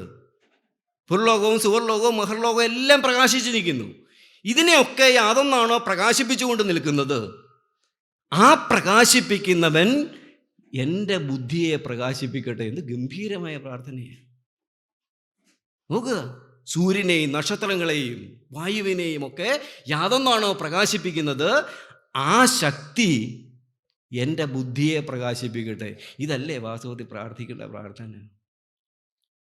നോക്കി, ഗായത്രി എന്നും ജപിക്കണമെന്ന് പറയുന്നതിൻ്റെ കാര്യം അതാ. എന്നും ഗായത്രി ജപിക്കണം. ഗായത്രിയിലൂടെയാണ് നമുക്ക് ഈ ബുദ്ധിക്ക് മുഴുവനും എന്താണ് വെളിച്ചമുണ്ടാകുകയും എങ്ങനെയാണ് ചെയ്യേണ്ടത് കൃത്യമായും അതിൻ്റെ ഓരോ വ്യവസ്ഥകളും മനസ്സിലാക്കിക്കൊണ്ട് ചെയ്യാനൊക്കെയുള്ള ഒരു ബലം മുഴുവൻ നമുക്ക് കിട്ടണമെങ്കിൽ ആ പ്രകാശം നമ്മളിൽ നിറയണം. ഭർഗ തേജസ് എന്നതിനെ പറയുക. ഭർഗ തേജസ്, ഭർഗോ ദേവസ്യ ധീമഹി. ഭർഗ തേജസ് നിറയണം. ആ ഭർഗ തേജസ് കൊണ്ട് എൻ്റെ ബുദ്ധിയും പ്രകാശിക്കണം. മനസ്സിലാക്കുക. അപ്പം ആ തേജസ് നിറഞ്ഞുമ്പോഴാണ് ചിത്തിന് പ്രകാശമുണ്ടാകുന്നത്. മഹാജ്ഞാനികളൊക്കെ ഉണ്ടാകണമെങ്കിൽ അങ്ങനെ ഉണ്ടാവണം. ചിത്ത് എത്രത്തോളം പ്രകാശിക്കുന്നോ അപ്പോൾ ഒരാൾ മഹാജ്ഞാനത്തിലേക്ക് അങ്ങ് നീങ്ങും, വലിയ ജ്ഞാനപദ്ധതിയിലേക്ക് നീങ്ങും. ജഗത്തിനെ കുറിച്ച് മുഴുവനുമുള്ള ബോധം, ആ സ്വഭാവത്തിലേക്കൊക്കെ നമുക്ക് നീങ്ങാൻ കഴിയും. എല്ലാ സാധ്യതയും ഉള്ളവരാണ് നമ്മൾ ജീവാത്മാക്കളെന്ന് പറയുന്നത്. ഇപ്പം അതുകൊണ്ട് എന്ത് സയൻസ് തന്നെ പറയുന്നത് 10% നമ്മുടെ ഈ തലച്ചോറ് തന്നെ ഉപയോഗിക്കുന്നതെന്ന്. വെറും 10%. ബാക്കി 90% കൂടെയുള്ള നമ്മുടെ ഈ 10% കൊണ്ട് തന്നെ നമ്മൾ എന്തൊക്കെ കാണിക്കുന്നുണ്ട്, എത്ര വലിയ മിടുക്കന്മാരാണ് നമുക്കറിയാം. മനസ്സിലാവുന്നുണ്ടല്ലോ? വെറും 10% കൊണ്ട് തന്നെ നമ്മൾ വലിയ മിടുക്കരാ. അപ്പോൾ ബാക്കിയുള്ള 90%-ത്തിലൂടെ സാധ്യതയുള്ള നമ്മളെ ഒന്ന് സങ്കല്പിച്ച് നോക്കി, ആലോചിക്കേ. അത്രയും വലിയ. അതുകൊണ്ടാണ് നമ്മുടെ ഋഷിമാരാരും നമ്മളെ മോശക്കാരായിട്ട് പറയുന്നില്ല. അമൃത സ്വരൂപികൾ ഇല്ലേ? മരിക്കുക പോലും ചെയ്യാത്ത വലിയ അമൃത സ്വരൂപികളാണ് നമ്മൾ. നമ്മളെ ആരും പാപികളെന്നോ ഗതികെട്ടവരെന്നോ ഒന്നും നമ്മളെ ആരും പറഞ്ഞിട്ടില്ല. അത് നമ്മുടെ ആചാര്യന്മാർ സമ്മതിക്കുകയില്ല. എല്ലാം വലിയ പുണ്യജന്മങ്ങളാണ്. അമൂല്യമായ നിധികളും പേറിക്കൊണ്ട് നടക്കുന്ന വലിയ ദിവ്യജന്മങ്ങളാണ് നമ്മൾ ഓരോരുത്തരും. പക്ഷേ നമ്മൾ ലളിതമായിട്ട് ശ്രീകൃഷ്ണനും അത് അർജുനോട് പറയുന്നുണ്ട്. അർജുന, ഞാൻ ആദിയിലും ഉള്ളവനാണ്, അന്ത്യത്തിലും ഞാൻ ഉണ്ട്. ഈ രാജാക്കന്മാരും നീയും സകലരും അങ്ങനെ തന്നെ ഉള്ളവരാ. മനസ്സിലാക്കുക. ഈ രാജാക്കന്മാരും നമ്മളെല്ലാവരും അതുപോലെ തന്നെ ഉള്ളവരാ. പക്ഷെ എന്താ വ്യത്യാസം? ഒരു വ്യത്യാസമുണ്ട്. എന്താ വ്യത്യാസം? ഞാനിത് അറിയുന്നു, നീ ഇത് അറിയുന്നില്ല. പിടികിട്ടിയ? ഞാനിത് അറിയുന്നു, നീ ഇത് അറിയുന്നില്ല. ആ അറിയുന്നില്ലാത്തടത്താണ് നിനക്ക് ഈ ക്ലൈബ്യം മുഴുവൻ വരുന്നത്. ഈ മൗഢ്യങ്ങൾ, നീ ഒരുപാട് സാധനം വലിയ കേമനാണെന്നും ഇങ്ങനെ സംഭവിക്കുമല്ലോ, അതുകൊണ്ട് എനിക്കൊന്ന് വയ്യ, യുദ്ധം ചെയ്യാൻ വയ്യ എന്നൊക്കെ പറഞ്ഞ് മാറി നിൽക്കുകയാണല്ലോ. ഈ ക്ലൈബ്യങ്ങൾ, ഈ ദുഃഖങ്ങൾ, ഈ മൗഢ്യം, ഈ മൂഢബുദ്ധിയൊക്കെ വരുന്നതിന് കാരണം എന്താണ്? നീ വാസ്തവത്തിലുള്ള നിന്റെ സ്വരൂപത്തെ നീ അറിയുന്നില്ല. അപ്പം ഈ ബോധത്തിലേക്ക് ഇത്രയും വ്യാപ്തിയുള്ള ഞാൻ എന്ന് പറയുന്ന ഈ സ്വരൂപത്തെ, വാസ്തവത്തിലുള്ള ഞാനിനെ, ഞാൻ മുമ്പ് പറഞ്ഞ 10%-അപ്പുറത്തുള്ള 90% കൂടി അതൊരു ഒരു അല്പമാണ്. അതും കടന്നു പോകും നമ്മൾ ചിലപ്പോൾ. കാരണം ജഗത്തിൻ്റെ ബോധത്തിലേക്ക്, ആ സ്വരൂപത്തിലേക്ക് കടന്നു പോകുന്നതിൻ്റെ നില എന്താണ് നമുക്ക് ആർക്കും ഒരു സയൻസ് കൊണ്ട് നമുക്ക് വ്യാഖ്യാനിക്കാൻ പറ്റില്ല. നമുക്കിപ്പം നമ്മുടെ പരിമിതിക്കകത്ത് അത് സിദ്ധന്മാരും പറയുന്ന അങ്ങനെ രീതിയിലാണ്. തമിഴ് സിദ്ധന്മാരുണ്ടോ, ദക്ഷിണേന്ത്യൻ സിദ്ധന്മാർ പറയുന്ന ഗംഭീരനൊരു ഐറ്റമുണ്ട്. നമ്മൾ ഈ സഹസ്രാരം ഭേദിച്ച് പോകുന്നു എന്ന് പറയില്ലേ, മൂലാധാരം മുതൽ ഈ കുണ്ടലിനി ശക്തി ഉണർന്ന് ശക്തിവിശേഷം വന്നിട്ട് സഹസ്രാരം ഭേദിച്ച് കിടക്കുന്നു. അപ്പോൾ നീ എന്താണെന്ന് അറിയുന്നു, ആത്മാവിനെ അറിയാം എന്നാണ് പറയുക. ആത്മാവിനെക്കുറിച്ച് അറിയാം. ഈ സഹസ്രാരം ഭേദിച്ച് കിടക്കുന്നവൻ ആത്മാവിനെക്കുറിച്ച് അറിയാം. സിദ്ധം ഞെട്ടിച്ച് കളഞ്ഞാ പറയുന്നത്. സിദ്ധം പറയുന്നു അന്തവരേക്കും മട്ടും, അതായത് അതുവരേക്കും മട്ടും. ഏതുവരേക്കും? இந்த ആത്മാവ് വരേക്കും മട്ടും. അതുക്കപ്പുറം മുടിയാതെ മനസ്സിലാക്കുക.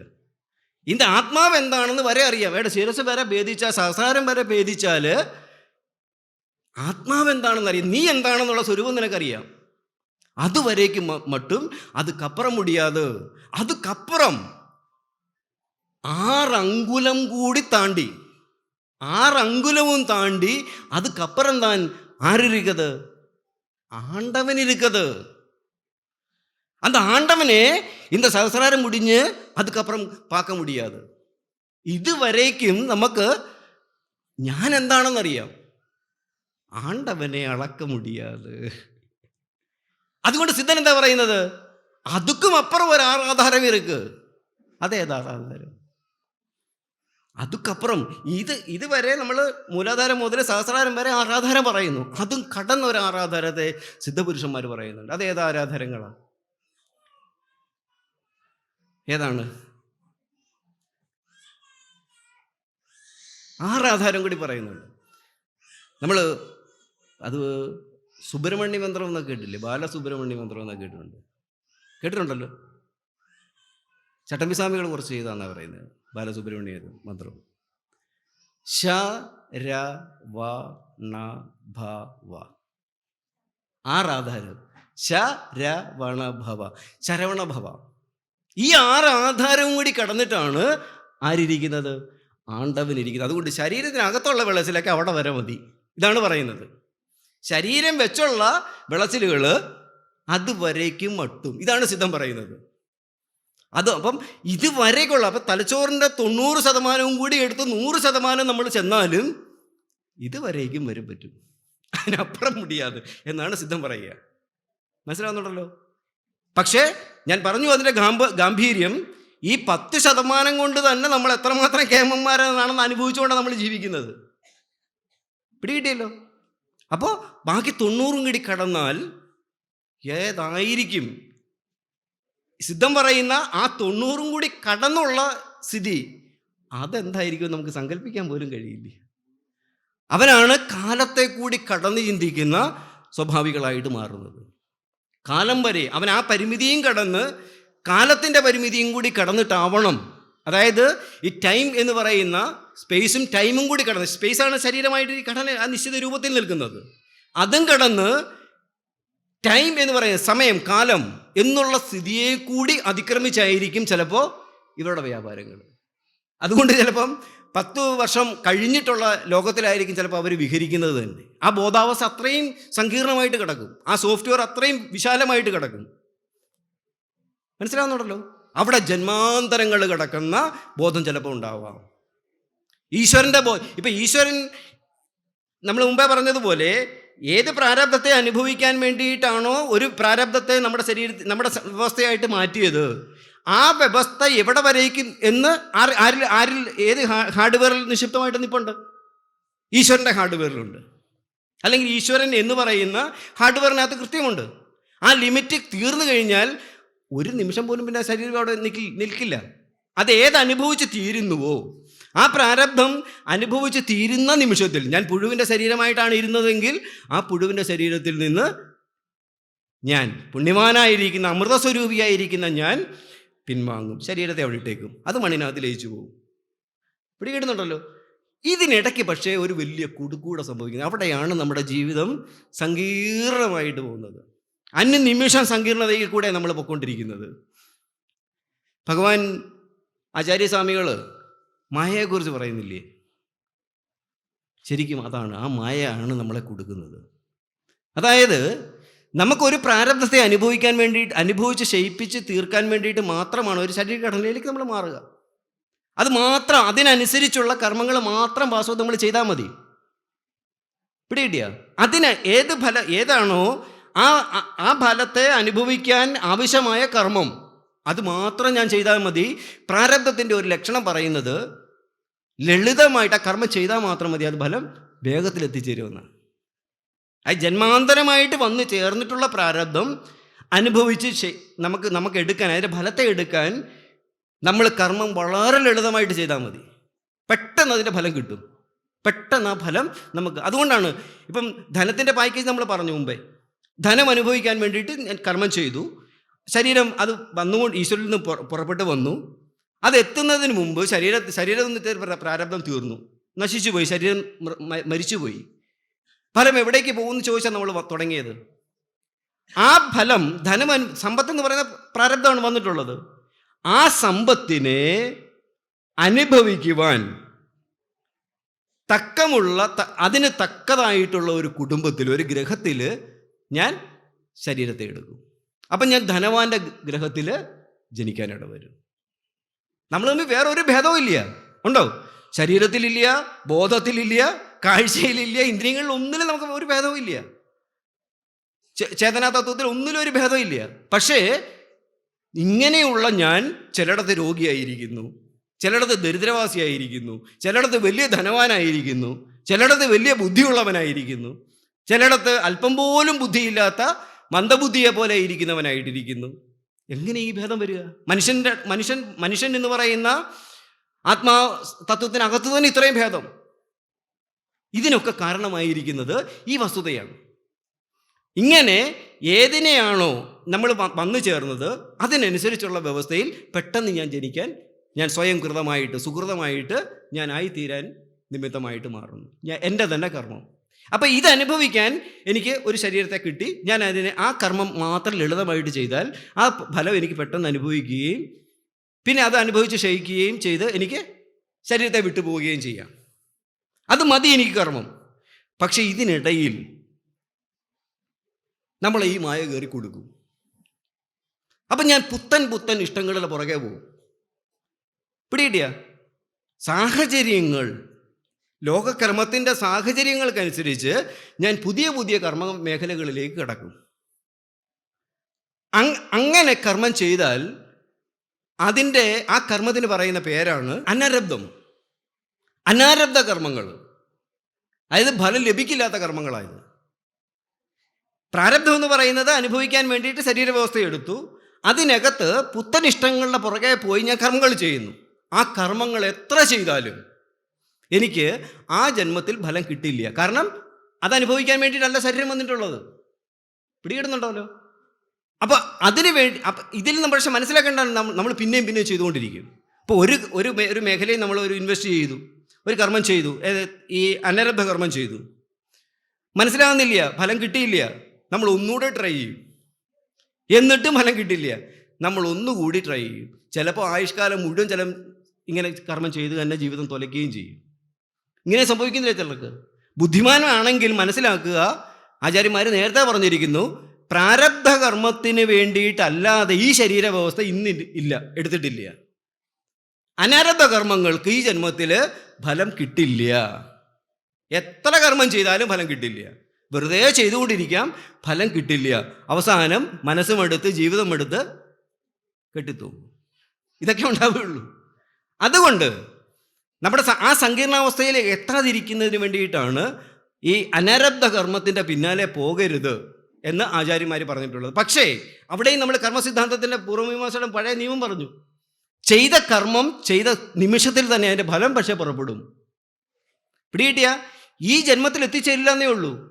ഫലം ആ നിമിഷത്തിൽ തന്നെ ന്യായകാരിയായ ഈശ്വരനിൽ നിന്ന് ആ നിമിഷത്തിൽ തന്നെ ആ ഹാർഡ്വെയറിൽ നിന്ന് ആ ചെയ്ത ഏതാണോ കർമ്മം അതിൻ്റെ ഫലം പുറപ്പെട്ടു കഴിഞ്ഞു. പക്ഷെ ഈ ജന്മത്തിൽ എത്തിച്ചേരില്ല. പിടികിട്ടിയ? ജീവിതം വീണ്ടും സങ്കീർണമായി. ഒരു ജന്മം കൊണ്ട് ഈ ജന്മത്തിൽ മോചനം നേടണമെന്ന് ആഗ്രഹിച്ച് നമ്മൾ നടക്കുക. ഇനി ജനിക്കാൻ ഇടവരരുത്, മോശം കിട്ടണം. എന്നിട്ട് നമ്മൾ ഈ കർമ്മത്തിൻ്റെ പുറകെ പിന്നെയും പോയി, അനാരബ്ധ കർമ്മത്തിൻ്റെ പിന്നാലെ പോയി. കർമ്മം പിന്നെയും സങ്കീർണമായി. അപ്പം ഇത് വളരെ പല പല പല കർമ്മങ്ങൾ ചെയ്ത് വീണ്ടും ഇതിൻ്റെ ഫലങ്ങൾ ഇങ്ങനെ കുന്നുകൂടി കിടക്കുകയാണ്. ഇവിടെ പെൻഡിങ് ആണ്, ഇവിടെ കിടപ്പുണ്ട്, ഈ സ്പേസിലുണ്ട്, അന്തരീക്ഷത്തിലുണ്ട്. ഇതെല്ലാം പിന്നെ അടുത്ത പ്രാരബ്ധമായിട്ട് മാറി. ഇതെല്ലാം അനുഭവിക്കാൻ വേണ്ടിയിട്ട് ആവശ്യമായ ഓരോ ഓരോ ഓരോ ഓരോ ശരീരവ്യവസ്ഥയിലേക്ക് വീണ്ടും ജനിക്കുക, മരിക്കുക, ഈ വിനോദത്തിനകത്ത് കിടന്ന് കൂട്ടുന്നു. ഇതാണ് മായ എന്ന് പറയുന്നത്. ഇത് അല്ല, ഇങ്ങനെയാണ്, ഇത് അനുഭവിച്ച് തീർക്കാൻ വേണ്ടിയിട്ട് മാത്രമാണ്, ഈശ്വരൻ്റെ സ്വരൂപം ഇങ്ങനെയാണ് എന്നൊക്കെ തിരിച്ചറിയുന്നവർ പക്ഷേ അതിനെ, ആ പ്രാരബ്ധ കർമ്മത്തെ മാത്രം ഫോളോ ചെയ്യും, അതിനെ എടുക്കും. അത് നല്ലതാവട്ടെ ചീത്തയാവട്ടെ. വളരെയധികം ദുഃഖിപ്പിക്കുന്ന കർമ്മമായിട്ടും എന്തുകൊണ്ടാണ് രാമകൃഷ്ണ പരമഹംസരും നമ്മുടെ ഇവിടുത്തെ തിരുവണ്ണാമലയിലെ രമണ മഹർഷിയൊക്കെ ഈശ്വരനെ പഴി പറയാതിരുന്നത്? സങ്കീർണമായ രോഗാവസ്ഥയായിരുന്നു. നല്ല ക്യാൻസറും ശരീരത്തിനും കുടലിനും ഒക്കെ പ്രശ്നങ്ങളായിരുന്നു. ഒരിടത്ത് ഈശ്വരനെ പഴി പറഞ്ഞതായിട്ട് നമ്മൾ ആരും കണ്ടിട്ടില്ല. കാരണം എന്താണ്? അത് അനുഭവിക്കാൻ വേണ്ടിയിട്ട് മാത്രമാണ് ഈ ശരീരത്തെ എടുത്തിട്ടുള്ളത് എന്ന ബോധത്തോടു കൂടിയായിരിക്കുന്നത്.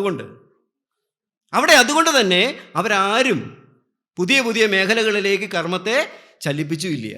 അതായത് അനാരബ്ധ കർമ്മങ്ങളുടെ പുറകെ പോയതുമില്ല. അതുകൊണ്ട് അവർക്കൊക്കെ ആ ജന്മത്തിൽ തന്നെ അതിനെ അനുഭവിച്ച് തീർത്തു കഴിഞ്ഞാൽ ഏതിനെ പ്രാപിക്കാം? മോക്ഷത്തിനെ പ്രാപിക്കാം. അപ്പം മോക്ഷം എന്ന് പറയുന്ന വ്യവസ്ഥയെ പ്രാപിക്കാതിരിക്കുന്നതിന് തടസ്സമായിട്ട് നിൽക്കുന്ന ആരാണ്? ഞാനാണോ ഈശ്വരനാണോ? ഞാൻ തന്നെയാണ്, ആത്മാവ് തന്നെയാണ്, ഈ ജീവാത്മാക്കൾ തന്നെയാണ്. അപ്പം ഈ ബോധത്തെ വളരെ കൃത്യതയോടുകൂടി മനസ്സിലാക്കുക എന്നതാണ്. അതുപോലെ തന്നെ ഈശ്വര സ്വരൂപത്തെ നമ്മൾ ആദ്യം പറഞ്ഞു. ഈശ്വര സ്വരൂപം സത്ത് എന്ന് പറയുന്ന ഗുണവിശേഷം മാത്രമായിട്ട് ഏത് നിൽക്കുന്നു? ജഡസ്വരൂപമായിരിക്കുന്ന ഈ തത്വം നിൽക്കുന്നു, പ്രകൃതി തത്വം നിൽക്കുന്നു. ഏത്? സത്ത് ഉണ്ട് എന്ന സ്ഥിതിയുണ്ട്, ശരീരം പോലെ. ജീവാത്മാവിൻ്റെ ശരീരത്തിൻ്റെ സത്ത് എന്ന് പറയുന്ന സ്ഥിതി പോലെ ജഡസ്വരൂപമായിരിക്കുന്ന പ്രകൃതി തത്വം, സത്ത് എന്ന് പറയുന്ന ഗുണവിശേഷം ഉള്ളതായിട്ടിരിക്കുന്നു. ഉണ്ട് എന്ന സ്ഥിതിയാണ് സത്ത്. അതുകൊണ്ട് തന്നെ ഇതിനകത്ത് ഒരിടത്തും ഇല്ല എന്ന സ്ഥിതി പറയുന്നില്ല. അതുകൊണ്ടാണ് നമ്മൾ ആദ്യം തന്നെ തുടക്കത്തിൽ പറഞ്ഞല്ലോ, നീ ആസ്തികനാണോ നാസ്തികനാണോ എന്നേ ചോദിക്കുകയുള്ളൂ.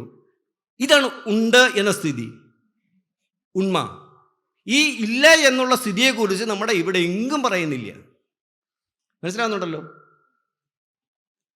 ഉണ്ട് എന്ന സ്ഥിതിയോടുകൂടി ജഗത്ത് ഇങ്ങനെയുണ്ട്, പ്രകൃതി ഇങ്ങനെയുണ്ട്, ഉണ്ട്. ഇതിനകത്ത് നിൽക്കുന്ന അജ്ഞാനം അല്ലെങ്കിൽ മായ എന്ന് പറയുന്ന സാധനത്തിന് നമ്മുടെ ഉപാധിയായിട്ട് എന്താ പറഞ്ഞിട്ടുള്ളത്? നമ്മളിൽ അവിദ്യ. വേദാന്തം അതാ വെച്ചിരിക്കുന്ന അവിദ്യ. ഈ അവിദ്യക്ക് വശംവദരായിട്ടാണ് നമ്മൾ നിരന്തരം ഇതിനകത്ത് വ്യാപാരങ്ങൾ നടത്തിക്കൊണ്ടിരിക്കുക, കർമ്മം ചെയ്തുകൊണ്ടിരിക്കുന്നത്. പിടികിട്ടുന്നുണ്ടല്ലോ? അപ്പം ഈ ജഡസ്വരൂപമായിരിക്കുന്ന ഈ പ്രകൃതി തത്വത്തിലെ സത്ത എന്ന് പറയുന്ന ഗുണവിശേഷത്തെ വെച്ചുകൊണ്ട് ഞാൻ നിരന്തരം അവിദ്യക്ക് വശംവദനായിക്കൊണ്ട്, അതായത് ഉണ്ട എന്ന സ്ഥിതി ഉള്ളത് കൊണ്ടാണ്, ഉണ്ട എന്ന സ്ഥിതിയെ കൊണ്ട് ഞാൻ കുറേ ഉള്ള കാര്യങ്ങൾ ചെയ്തുകൊണ്ടേയിരിക്കുന്നു.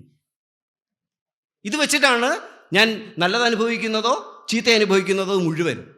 അതാണ് സത്ത്, പ്രകൃതി എന്ന് പറയുന്ന ഗുണം. ഈ പ്രകൃതി എന്ന് പറയുന്ന സാധനത്തിന് ഒരു ശബ്ദം കൂടി ചേർത്താണ് നമ്മുടെ ആചാര്യന്മാർ പറയുന്നത്, ഒരു കാരണസ്വരൂപം. ഏതാണ്?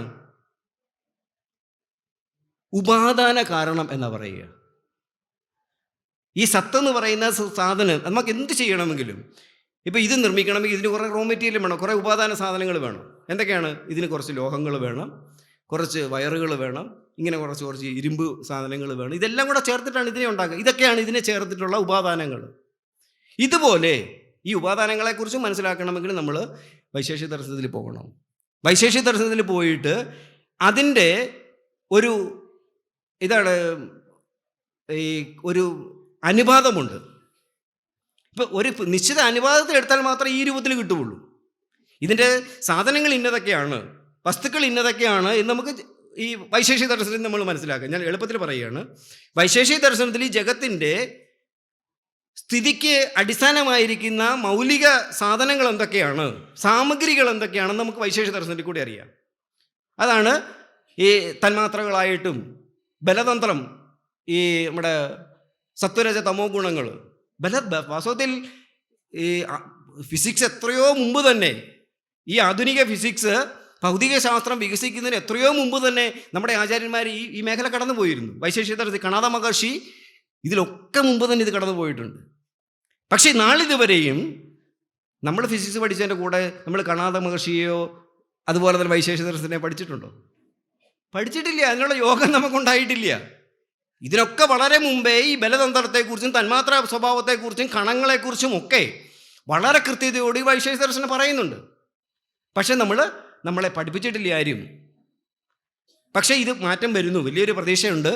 പുതിയ ദേശീയ വിദ്യാഭ്യാസ നയം വന്നിട്ടുണ്ട് നമ്മുടെ പുതിയ കേന്ദ്ര ഗവൺമെൻറ്റിൻ്റെ. അതിൽ പുതിയ ഇത് വന്നിരിക്കുന്ന നമ്മുടെ IIT-കളും IIM-കളും ഒക്കെ സ്വീകരിച്ച്, NIT-കൾ അടക്കം സ്വീകരിച്ചു കഴിഞ്ഞു. കേരളത്തിലെ യൂണിവേഴ്സിറ്റികൾക്ക് അധികം കാലം മാറി നിൽക്കാൻ പറ്റില്ല. ഇവിടെയും എല്ലാ സിലബസിലും അത് സ്വീകരിക്കേണ്ടതായിട്ട് വരും. അത് വന്നു കഴിയുമ്പോൾ, അത് എല്ലായിടത്തും വന്നു കഴിയുമ്പോൾ നമുക്ക് ഫിസിക്സ് പഠിപ്പിക്കണമെങ്കിൽ ആദ്യം കണാദ മഹർഷിയെക്കുറിച്ച് പഠിപ്പിക്കണം. ആദ്യം വൈശേഷിക ദർശനത്തെക്കുറിച്ച് പഠിപ്പിക്കണം. ഇത് രണ്ടും പഠിപ്പിച്ചാൽ മാത്രമേ നമുക്ക് ഐൻസ്റ്റീൻ്റെ ഫിസിക്സിനെ കുറിച്ച് പറയാൻ പറ്റുള്ളൂ. ചിന്തിക്കുക. അപ്പം നമുക്ക് നമ്മുടെ ഈ ശാസ്ത്ര വ്യവസ്ഥകളെക്കുറിച്ച് കുറച്ചൊരു അവയർനെസ് ഉണ്ടാവും. അപ്പം അതിനകത്ത് ഈ പ്രകൃതിയുടെ ഉപാദാന കാരണം, റോ മെറ്റീരിയൽ എന്ന നിലയിലാണ് ഈ സത്ത് എന്ന് പറയുന്ന ഉണ്മസ്ഥിതിയെ ആചാര്യന്മാർ പഠിപ്പിച്ചിട്ടുള്ളത്. സത്ത് ഉണ്ട് എന്ന സ്ഥിതി. രണ്ട്, അതായത് 3 തത്വങ്ങൾ മാത്രമേ ജഗത്തിലുള്ളൂ എന്നാണ് അടിസ്ഥാനപരമായിട്ട് പറയുക. നമ്മളിപ്പോൾ പറയും അവിടെ പ്രേതമുണ്ടോ, പിശാചുണ്ടോ, കൊച്ചു പിള്ളേരൊക്കെ പറയുന്നത് കേട്ട് കഴിഞ്ഞാൽ ആ രീതിയിലാണ് ചിന്തിക്കുന്നത്. പ്രേതം, പിശാച്. ഒരു ഡൗട്ടും ഇല്ല. നമ്മുടെ ആചാര്യന്മാർ പറഞ്ഞിരിക്കുന്നു 3 വസ്തുക്കളല്ലാതെ ജഗത്തിൽ 4മതൊരു സാധനം ഇല്ല. ഈ ജഗത്തിൽ മുഴുവൻ ആകെ തുകയായിട്ട് കണ്ടു കഴിഞ്ഞാൽ 3 സാധനങ്ങളേ ഉള്ളൂ. ഒന്ന് ഈ പ്രകൃതിയാണ്. 2 ഈ ജീവാത്മാക്കളാണ്. ഞാനും പുഴുക്കളും എല്ലാം അടങ്ങുന്ന ഈ ജീവാത്മാക്കളാണ്. ഉണ്ട് എന്നറിഞ്ഞ ബോധസ്വരൂപങ്ങളായിരിക്കുന്ന നമ്മളൊക്കെയാണ്. 2. മൂന്നാമത്തേത് ഈശ്വരനാണ്. ഈ 3 അല്ലാതെ 4മതൊരു വസ്തു ഇല്ല. അപ്പം രണ്ടാമത്തെ സ്വരൂപമായിരിക്കുന്ന ഇതിനെ, ഈ ജഗത്തിനെ മുഴുവൻ അനുഭവിക്കുന്ന സാധാരണ കാരണമെന്ന് അതുകൊണ്ട് തന്നെ പറയുന്നത്. സാധാരണ കാരണം, ഇതിനെയൊക്കെ അനുഭവിക്കുന്ന ഞാൻ. അതായത് ഈ കൂട്ടിച്ചേരലുകളും സാധനങ്ങളും ഈ സാമഗ്രികളും ഒക്കെ എടുത്തനുഭവിക്കുന്നത് ഞാനാണ്. അതാ സാധാരണ കാരണം.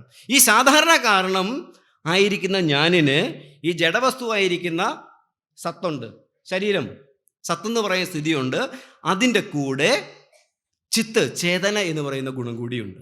അതാണ് ഇതിൽ നമ്മൾ പറഞ്ഞില്ലേ, മുമ്പേ പറഞ്ഞ ഇതിൽ നിന്ന് ഇതിനെ വേർതിരിക്കുന്ന ഘടകം. ചേതന കൂടി ചേരുമ്പോൾ ഞാൻ ജീവാത്മാവാണ്. അപ്പം സത്തും ചിത്തും ചേർന്നത് ജീവാത്മാവ്. സത്തുണ്ട്, ചിത്തുണ്ട്, അതിൻ്റെ കൂടെ മറ്റൊന്നുകൂടി ചേർന്നാൽ ഈശ്വരനായി. എന്താണ്? ആനന്ദം. സത്തും ചിത്തും ആനന്ദവും കൂടി ചേർന്നാൽ ഈശ്വരനായി. അതുകൊണ്ട് ഈശ്വരൻ എന്താ പേര്? സച്ചിദാനന്ദം. സച്ചിദാനന്ദം എന്ന സ്വരൂപത്തോടു കൂടിയായിരിക്കുന്നു ഈശ്വരൻ. ഈശ്വരനിൽ നമുക്ക് അഭാവം എന്താണുള്ളത്? അപ്പം ആനന്ദം. ഈ ആനന്ദമാണ് നമ്മൾ നിരന്തരം അതുകൊണ്ട് തേടിക്കൊണ്ടിരിക്കുന്നത്. നമ്മളിലുള്ള യാതൊന്നാണോ കുറവായിരിക്കുന്നത്, ആ കുറവിനെ ഇതിൽ ചെറിയ ചെറിയ സ്ഫുലിംഗങ്ങൾ, ഉപനിഷത്തുകൾ പറയുന്ന ശബ്ദമാണ്, സ്ഫുലിംഗങ്ങളായിട്ട് അല്പം നമുക്ക് കിട്ടുന്നുണ്ട്. ചില അല്പ സുഖങ്ങൾ, ചില ശരീരം കൊണ്ടും ബുദ്ധി കൊണ്ടും മനസ്സുകൊണ്ടും ഒക്കെ ചെറിയ ചെറിയ സുഖങ്ങൾ നമുക്ക് കിട്ടുന്നുണ്ട്. പക്ഷെ അത് സ്ഥിരമായി നിൽക്കുന്നില്ല. കുറച്ച് നേരത്തേക്കൊന്ന് സുഖം, കുറച്ച് കഴിഞ്ഞാൽ വിട്ടു, പിന്നെയും ദുഃഖം. അപ്പോൾ അത് സ്ഥായിത്വം ഇല്ല. ആനന്ദ തത്വം അത് വ്യഭിചാരി ഭാവമുള്ളതല്ല, അത് സ്ഥായി ഭാവമാണ്, സ്ഥിരഭാവമാണ്. ഒരിക്കൽ ആനന്ദത്തെ പ്രാപിച്ചാൽ ആ ആനന്ദ സ്വരൂപം തന്നെയാണ്. അതിൻ്റെ ഓപ്പോസിറ്റ് ശബ്ദം, ആനന്ദത്തിന് ഓപ്പോസിറ്റ് ശബ്ദം ഇല്ല, എതിർ ശബ്ദം ഇല്ല. ആനന്ദ തത്വത്തിന് എതിർ ശബ്ദം, ഋഷിക്ക് എതിർ ശബ്ദം ഇല്ല. അതുപോലെ കേവല ശബ്ദങ്ങളാണ് ഇതെല്ലാം. പിടികിട്ടുന്നുണ്ടല്ലോ.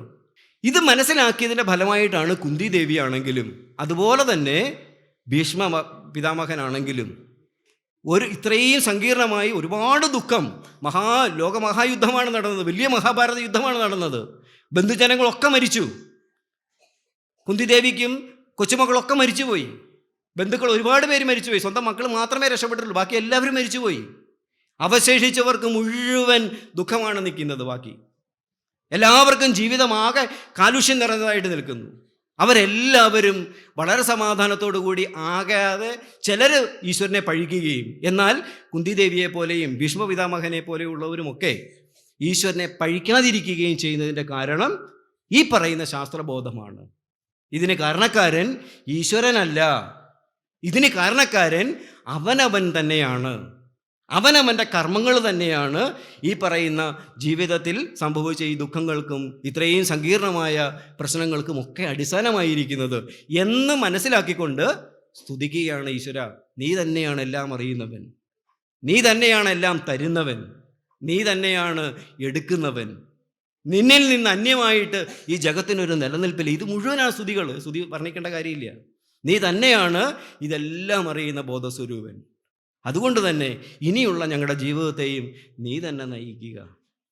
അപ്പം ഈ ബോധത്തോടു കൂടി ആവണം നമ്മളും ജീവിക്കേണ്ടത്. അല്ലാതെ വരുമ്പോഴാണ്, ഈ ബോധം ഇല്ലാതെ വരുമ്പോഴാണ് ഈ ശാസ്ത്രത്തിൻ്റെ ഈ സ്വരൂപത്തെക്കുറിച്ചും ഈശ്വര സ്വരൂപത്തെക്കുറിച്ചും കർമ്മത്തെക്കുറിച്ചും ഒക്കെയുള്ള ഈ നിയമങ്ങൾ നമ്മൾ ശാസ്ത്രങ്ങളിൽ പറയുന്ന അത് പ്രത്യേക ശ്രദ്ധിക്കുക. എവിടെയെങ്കിലുമൊക്കെ പൂർവ്വമീമാംസാ ശാസ്ത്രവും വൈശേഷിക ദർശനവും പഠിക്കാനുള്ള സാഹചര്യം ഉണ്ടെങ്കിൽ പഠിക്കുക.